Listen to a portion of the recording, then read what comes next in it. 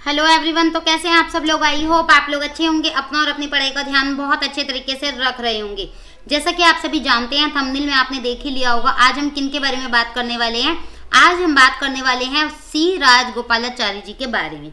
ठीक है, प्रॉपर तरीके से इनकी बायोग्राफी देखेंगे, इनके बारे में जानेंगे, इनका पॉलिटिकल करियर क्या रहा, कंट्रीब्यूशन इनका क्या रहा हमारी आज़ादी में। आप सभी को पता है, हम लोगों को आज़ादी सिर्फ एक पर्सन ने तो नहीं दिलाई, बहुत सारे फ्रीडम फाइटर्स थे, उनके द्वारा हमें आज़ादी मिली है।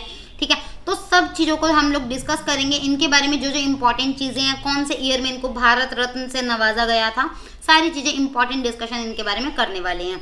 वेलकम है आप सभी का रेडियंट लर्निंग के ऑफिशियल यूट्यूब चैनल पर। मैं उपासना जैन आप सभी का स्वागत करती हूँ। चलिए देखते हैं, सबसे पहले मैं इनका निक नेम आपको बता दूं, पॉपुलरली नोन एज राजा जी। राजा जी के नाम से भी इनको जाना जाता था। अच्छा, सी राजगोपालाचारी जी की फुल फॉर्म क्या थी, तो मैं आपको बता दूं, इनका पूरा नाम था चक्रवर्ती राजगोपालाचारी। ठीक है, अब बात करते हैं इनका जन्म कब हुआ था। तो भाई मैं आपको बता दूं, इनका जन्म हुआ था 10 दिसंबर 1878 को। कौन से ईयर में? 1878 की यहाँ पर बात की गई है। ठीक है, 1878 में इनका जन्म हुआ था 10 दिसंबर के दिन। तो ये भी आपको पता होना चाहिए कौन से दिन इनका जन्म हमें देखने को मिला था। चलिए अब यहाँ पर बात करते हैं और कुछ इनके बारे में। He studied law from the presidency college in Madras, जिसको अब चेन्नई के नाम से जाना जाता है। राइट, अब यहाँ मैं आपको बता दूं, and begin practice in Salim in the year of 1900। 1900 में उन्होंने अपनी प्रैक्टिस को स्टार्ट कर दिया गया था, उनके द्वारा प्रैक्टिस को स्टार्ट कर लिया गया था। लॉ के वो स्टूडेंट थे, कहाँ पर? मद्रास प्रेसिडेंसी के कॉलेज में। चलिए अब यहाँ बात करते हैं कुछ और उनके बारे में। 1916 में आते हैं। 1916 में उन्होंने तमिल साइंटिफिक टर्म सोसाइटी का गठन किया। ये आपको पता होना चाहिए, तमिल साइंटिफिक टर्म सोसाइटी किनके द्वारा फॉर्म की गई है? सी राजगोपालाचारी जी के द्वारा फॉर्म की गई है। कौन से ईयर में? 1916 में इसको फॉर्म किया गया। बहुत अच्छी बात है। साथ में मैं आपको बता दूं, ये क्या करती है? तमिल साइंटिफिक टर्म्स सोसाइटी जो है वो क्या करती है? वो करती है, एक ऑर्गेनाइजेशन है that translated scientific terms of chemistry, physics, mathematics, astronomy and biology into simple Tamil words. Kind of dictionary हम इसे कह सकते हैं। जैसे डिक्शनरी होती है ना, ट्रांसलेटर, तो उस टाइप की सोसाइटी है। यहाँ पर ट्रांसलेशन की जाती है तमिल लैंग्वेज में साइंटिफिक टर्म्स की। राइट, इसको फॉर्म किया गया था किनके द्वारा? सी राजगोपालाचारी जी के द्वारा 1916 में, 1916 में। अब बात करते हैं कुछ और इनके बारे में। यहाँ पर एक चीज और आपको पता चल रही है इस इमेज में, क्या? 10 दिसंबर 1878 में इनका जन्म हुआ था। और इनकी मृत्यु की बात करें, इनके निधन की बात करें, तो 1972 25 दिसंबर में इनका निधन हमें देखने को मिला था। साथ में यहाँ पर मेंशन है क्या? C Rajagopalachari last governor general of India. इसके बारे में भी हम लोग आगे डिस्कस करेंगे आगे के स्लाइड्स में। चलिए अब यहाँ मैं आपको बता दूं, क्या वह 1917 में सलेम की नगर पालिका के अध्यक्ष भी बने थे। वहां 2 सालों तक उन्होंने सेवा करी। वहां पर उन्होंने सर्व कितने ईयर तक किया? 2 सालों तक उन्होंने वहां पर सर्व किया। अब यहाँ पर बात करते हैं 1955 1955 की यहाँ पर बात करते हैं, तो भैया 1955 में उनको ऑनर किया गया था इंडियाज हाईएस्ट सिविलियन अवार्ड, जो कि है कौन सा? जो कि है भारत रत्न। जी हाँ, 1955 में उनको नवाजा गया था भारत रत्न के अवार्ड से। तो ये चीजें आपसे पूछी जा सकती हैं। 1955 में उनको भारत रत्न अवार्ड मिला था। डायरेक्टली आपसे क्वेश्चन पूछा जा सकता है, एसएससी के फेवरेट क्वेश्चन होते हैं इस टाइप के, कि भैया इस पर्सनालिटी को कौन से ईयर में भारत रत्न अवार्ड मिला था। तो आपको पता होना चाहिए 1955। राइट, और डेथ का हम लोग आपको बता चुके हैं, उनकी डेथ हुई थी 25 दिसंबर 1972 को। चलिए अब यहाँ पर कंट्रीब्यूशन देखते हैं उनका इंडिया के टुवर्ड्स। राइट, अब इंडिया को आज़ादी दिलाने में उनका कुछ रोल था कि नहीं था? ऑब्वियसली था, इतनी बड़ी पर्सनैलिटी थे तो ऑब्वियसली उनका रोल था, बहुत ज़्यादा कंट्रीब्यूशन था। और किस किस चीज़ में उनका कंट्रीब्यूशन था? पॉलिटिकल करियर उनका देखेंगे आगे के स्लाइड्स में। यहाँ मैं आपको बता दूं, प्री इंडिपेंडेंस मतलब स्वतंत्रता से पूर्व उन्होंने क्या क्या किया, तो ये मैं आपको बता दूं, ही ज्वाइन द आईएनसी सबको पता है क्या चीज़ है? Indian national congress. राइट, तो he join the INC and act as a legal advisor. तो यहाँ पर बात की गई है लीगल एडवाइजर की। अच्छा, एक चीज और मैं आपको बता दूं, उस टाइम पर ना भाई लॉ को बहुत ज्यादा प्रायोरिटी दी जाती थी। लॉ एलएलबी अगर कोई बंदा कर रहा है ना, तो उसको बहुत ही ज्यादा एडवांस, बहुत ही ज्यादा इंपॉर्टेंट माना जाता था। आप लोगों को पता है जवाहरलाल नेहरू जी भी एक बैरिस्टर थे, ठीक है, महात्मा गांधी जी ने भी ये सब किया था, ये सब लीगल पढ़ाई उन्होंने कर रखी है। तो जितने भी पॉलिटिकल फ्रीडम फाइटर्स रहे हैं ना, जितने भी पॉलिटिकल से रिलेटेड है, पॉलिटी से रिलेटेड बेसिकली जिनके बारे में हम पढ़ते हैं, तो वो कहीं ना कहीं कनेक्टेड है लॉ से, ठीक है। तो इसीलिए और ज़्यादा इंपॉर्टेंट चीज़ें बन जाती हैं, ठीक है। अगर मैं यहाँ बताऊँ आपको, 1917 में देशद्रोह के आरोपों के खिलाफ भारतीय स्वतंत्रता कार्यकर्ता पी वरदाराजलू नायडू का भी बचाव उन्होंने किया। तो अब यहाँ पर एक चीज़ और आपको पता चलती है, क्योंकि वो लीगल एडवाइज़र थे, ठीक है, उन्होंने एक्ट किया था एज अ लीगल एडवाइज़र। तो यहाँ पर उन्होंने बहुत ज़्यादा चीज़ें अगेंस्ट चार्जेस अगर किसी के अगेंस्ट लगे थे तो उन्होंने डिफेंड भी किया था। तो यहाँ पर चीज़ें इस तरह से देखने को मिलती हैं। अब यहाँ पर एक चीज़ और मैं आपको बता दूं, क्या भारत रत्न उन्हें मिला था 1955 में। कौन से ईयर में हम आपको बता चुके हैं, 1955 में उनको भारत रत्न से नवाजा गया था। किनको? सी राजगोपालाचारी जी को। चलिए अब यहाँ पर एक चीज़ और देखने को मिलती है, फर्स्ट प्रीमियर कौन था मद्रास प्रेसिडेंसी का 1937 में? तो वही थे। कौन थे? सी राजगोपालाचारी जी थे।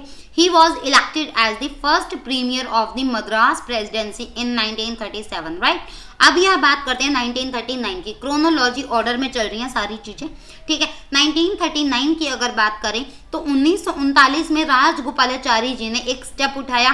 क्यों? To abolish untouchability and caste prejudice and issued the Madras temple entry authorisation. And यहाँ पर बात की गई है किसके बारे में, मैं आपको बेसिक बता दूं।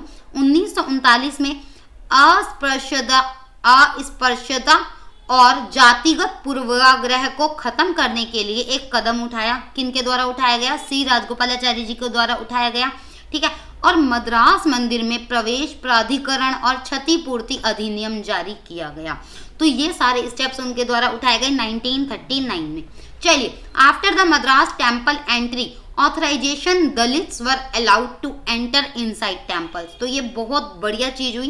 क्या हुई? मद्रास मंदिर प्रवेश प्राधिकरण के बाद में दलितों को मंदिर के अंदर प्रवेश करने की अनुमति दे दी गई फाइनली, ठीक है। At the time of partition, अब आ जाते हैं पार्टीशन के पास, ठीक है। 1947 के आसपास की यहाँ बात हो रही है। At the time of partition he was appointed as the governor of West Bengal.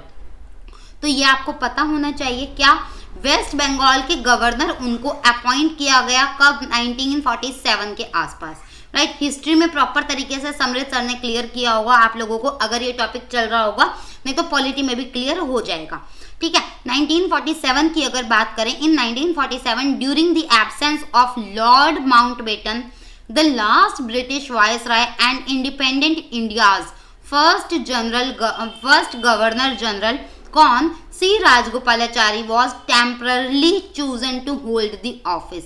मतलब उनको टेम्पररी चूज किया गया था as the independent India's first governor general. तो ये आप लोगों को पता होना चाहिए और पता भी होगा बहुत सारे बच्चों को, तो क्योंकि ये एसएससी का बहुत ही ज्यादा फेवरेट क्वेश्चन है, साथ में रेलवे का भी ये फेवरेट क्वेश्चन बन जाता है। चलिए अब यहाँ मैं आपको बता दूं, he was the last governor general of India. ऐसे ही वो बन जाते हैं, इसीलिए उनको कहा जाता है कि भैया भारत के अंतिम गवर्नर जनरल कौन थे? सी राजगोपालाचारी जी थे। चलिए अब यहाँ पर बात करते हैं आज़ादी के बाद। आज़ादी तो मिल गई, सारी चीज़ें फॉर्म में आ गई, इलेक्शन वगैरह सब हो गया। अब उसके बाद में चीज़ें किस तरह से हम चला रहे हैं, किस तरह से गवर्नमेंट चला रही है चीज़ों को इंडिया की। चलिए यहाँ मैं आपको बता दूं, राजगोपालाचारी जो थे ना, उनको took over as the CM of Madras in April 1952। मतलब मद्रास का सीएम उनको अपॉइंट किया गया कब? अप्रैल 1952 में, राइट। अब यहाँ मैं आपको बता दूं, मद्रास के मुख्यमंत्री के रूप में अपने कार्यकाल के दौरान उन्होंने शिक्षा प्रणाली में सुधार किया, इसीलिए बहुत ज्यादा इंपॉर्टेंट पर्सनैलिटी वो माने जाते हैं, ठीक है। और समाज में बदलाव लाने में सक्रिय रूप से भी पार्टिसिपेट उन्होंने किया। प्रॉपर तरीके से वो सोसाइटी में भी चेंजेस लाए, एजुकेशन सिस्टम में उन्होंने रिफॉर्म किया। And he also made Hindi a compulsory language in Tamil school. तो ये भी आपको पता होना चाहिए, उन्होंने ही तमिल स्कूलों में हिंदी को अनिवार्य भाषा भी बना दिया था, ठीक है। अब यहाँ बात करते हैं, उनके इस कदम से उनके खिलाफ विरोध प्रदर्शन हुआ। बहुत ज़्यादा लोग जो रूलिंग पार्टी के खिलाफ अगेंस्ट खड़े हो जाते हैं ऑपोजिशन में, ठीक है। तो इस तरह से प्रोटेस्ट देखने को मिला उनके अगेंस्ट बहुत ज़्यादा, जिसके बाद राजगोपालाचारी जी ने सीएम पद से प्रॉपर तरीके से इस्तीफा दे दिया। भाई बहुत परेशान हो गए थे।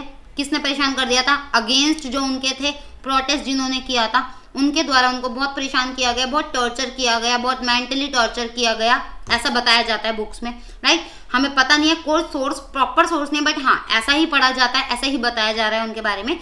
तो भैया उनको बहुत ज़्यादा टॉर्चर किया गया, ये सारी चीज़ देखने को मिली, इसीलिए उन्होंने अपने सीएम के पद से रिजाइन कर दिया।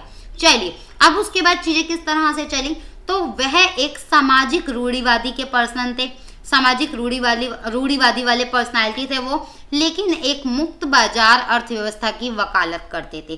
फ्री मार्केट इकोनॉमी को वो एडवोकेट करते थे एंड सोशल कंजर्वेटिव टाइप की उनकी थिंकिंग थी। चलिए ही वांटेड, यहाँ पर बात की जा रही है, वे वर्ण व्यवस्था को समाज में फिर से लाना चाहते थे, प्रॉपर तरीके से वो वापस से री इंट्रोड्यूस करना चाहते थे वर्ण सिस्टम को सोसाइटी में।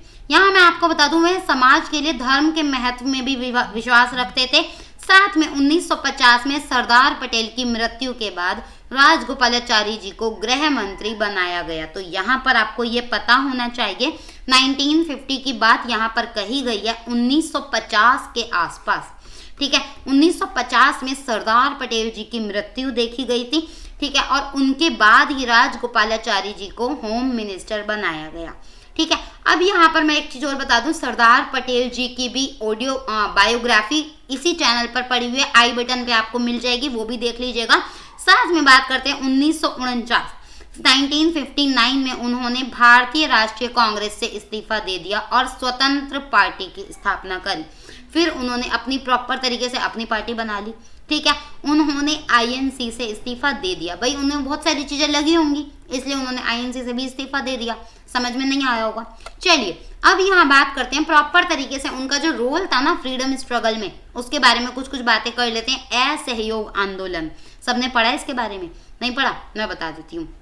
देखिए असहयोग आंदोलन में उन्होंने 1919 में मद्रास में पहली बार महात्मा गांधी जी से मुलाकात करी, ठीक है, और गांधी जी के असहयोग आंदोलन में पार्टिसिपेट किया, बहुत अच्छी बात है। 1920 में उन्हें वेल्लोर में 2 साल की जेल भी हुई। चलिए ये भी जेल में पहुंच गए फाइनली। अच्छा आपको याद है हमने जितनी भी बायोग्राफीज करी है ना, हर एक पर्सन जेल गया ही गया है। इतना आसान नहीं था इंडिया को आज़ाद करना, ठीक है, इंडिया को इंडिपेंडेंस दिलाना इतना इजी नहीं था। बहुत सारे लोगों का कंट्रीब्यूशन रहा, बहुत सारे लोग जेल भी गए, और अगर कोई अच्छा काम करता है ना तो डेफिनेटली देखो हम लोग किसी के रूल पे चल रहे थे, राइट, ब्रिटिशर्स के रूल में चल रहे थे, और अगर हम उनके अगेंस्ट कोई भी स्टेप उठाते ना तो वो हमें उठा के जेल में डाल देते थे। तो इसीलिए हर एक पर्सनालिटी को, जो भी इम्पोर्टेंट पर्सनालिटी था उसको जेल में तो वो गया ही गया है, ठीक है। अब ये भी जेल में गए थे, कौन से ईयर में गए थे? 1920 में गए थे, वेल्लोर जेल में ये गए थे।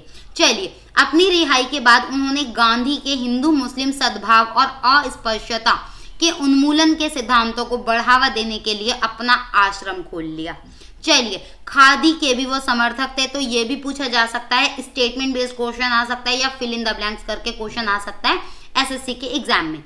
पर्सनालिटीज के बारे में आपको पता होना बहुत ज्यादा जरूरी है। चलिए अब यहाँ बात करते हैं वैकोम सत्याग्रह। वैकोम सत्याग्रह क्या था? वे अस्पृश्यता के खिलाफ वैकोम सत्याग्रह आंदोलन में भी शामिल थे।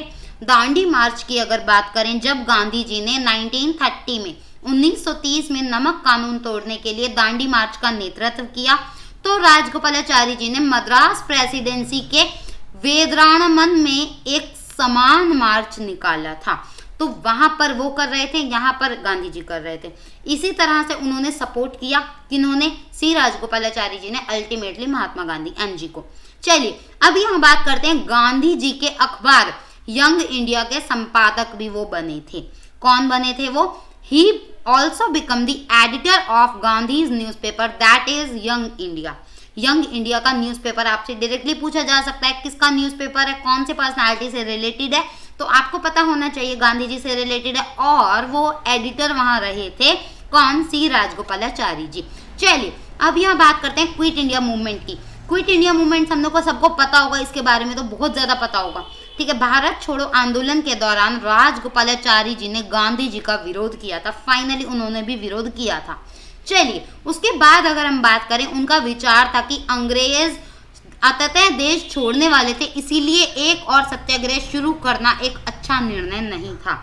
इसीलिए वो उनके अगेंस्ट थे कि भैया उनको लग रहा था ना अंग्रेज तो अब फाइनली छोड़ने वाले हैं देश को, फिर से एक और सत्याग्रह शुरू किया जाए, फिर से ये सारी चीजें वापस में आए, इसीलिए उनको लगा कि ये निर्णय सही नहीं है। चलिए अब यहाँ पर बात करते हैं लिटरेरी में उनका क्या कंट्रीब्यूशन रहा, साहित्यिक में उनका क्या योगदान रहा। यहाँ मैं आपको बता दूं, he wrote a Tamil translation of the Ramayana. ये आपको पता होना चाहिए, उन्होंने रामायण का तमिल अनुवाद लिखा, जिसे बाद में चक्रवर्ती थिरुमगन के रूप में प्रकाशित किया गया। पुस्तक ने 1958 में तमिल भाषा में साहित्य अकेडमी पुरस्कार जीता, तो ये भी आपको पता होना चाहिए। यहाँ पर बात की गई है द बुक वॉन द साहित्य academy award in Tamil language in 1958। तो आई होप सारी चीजें क्लियर हो रही होंगी। अब यहाँ पर लास्ट में मैं आपको बता दूं वो सुर्खियों में क्यों है। हाल ही में राजगोपालाचारी जी को उनकी 143वीं जयंती पर याद किया गया। ठीक है, हाल ही में जो इस साल मतलब 2021 में जो उनकी बर्थ एनिवर्सरी ऑब्जर्व करी गई वो 143rd नंबर की ऑब्जर्व करी गई। ठीक है, उन्हें स्वतंत्रता संग्राम, प्रशासनिक और बौद्धिक कौशल में उनके योगदान के लिए याद किया जाता है। उनका बहुत ही ज़्यादा इम्पॉर्टेंट कंट्रीब्यूशन था, बहुत ही ज़्यादा मेन कंट्रीब्यूशन था उनका, कहाँ पर फ्रीडम को लेकर, आज़ादी को लेकर, फ्रीडम स्ट्रगल को लेकर, एडमिनिस्ट्रेशन डिपार्टमेंट को लेकर और इंटेलेक्चुअल, यहाँ पर बात की गई है इंटेलेक्चुअल वे में। ठीक है, तो इन सारी चीज़ों को लेकर उनका बहुत ही अच्छा कंट्रीब्यूशन था, इसीलिए उनको बहुत ज़्यादा इम्पॉर्टेंट माना जाता है। 143वीं बर्थ एनिवर्सरी 2021 में हम लोगों ने मनाई। ये हम लोग ऑलरेडी बात कर चुके हैं सी राजगोपालाचारी जी के बारे में। 10 दिसंबर 1878 में इनका जन्म हुआ था, 25 दिसंबर 1972 में इनकी डेथ हमें देखने को मिली थी। आई होप चीज़ें आपको समझ में आ रही होंगी। अगर कोई भी डाउट है तो प्लीज़ करके कमेंट बॉक्स में आप लोग मेंशन कीजिएगा, मैं आंसर करने का ट्राई करूंगी। तो आज के लिए इतना ही। Thanks for watching this video. Have a good day, bye bye and take care.